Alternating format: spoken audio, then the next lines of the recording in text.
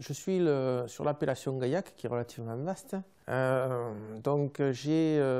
suis le plus proche d'Albi. Je suis sur les coteaux de la rive droite, les coteaux argilo-calcaires. Et on est ici à 11 km de la cité épiscopale, célèbrement connue justement pour être à l'UNESCO depuis l'été dernier. C'est une région qui est très très riche de très bons terroirs à vigne.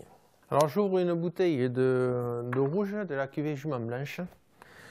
Donc la Jument Blanche, c'est un vin qui est à 50% de brocol, donc cépage typiquement gaillacois, et 50% de merlot. Voilà, donc ce sont des vieilles vignes sur lesquelles on a travaillé tous les sols et sur lesquelles justement on a travaillé un peu avec le cheval.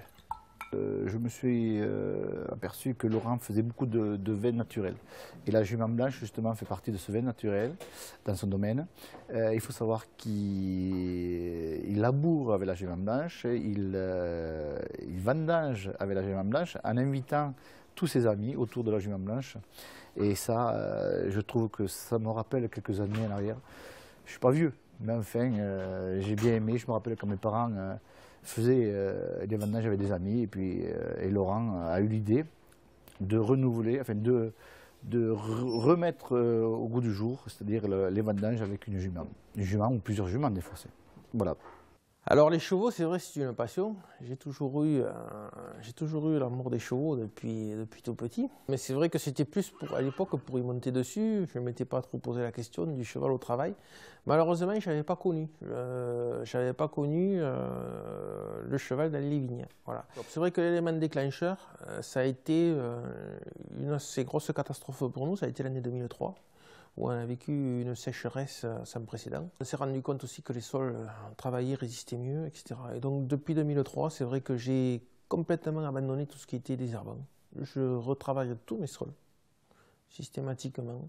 Je n'utilise plus une goutte de désherbant. Le bactériosol, donc, ce sont des micro-organismes qui réactivent, je dirais, tout ce qui est humus dans le sol. Ce qu'on peut avoir remarqué, c'est une meilleure qualité du raisin. Le grain est beaucoup plus homogène. Voilà un petit peu les premières remarques que j'ai eues sur le bactériosol. Ça a vraiment restructuré le sol. On a trouvé, la terre a changé, vraiment, a été beaucoup plus souple, beaucoup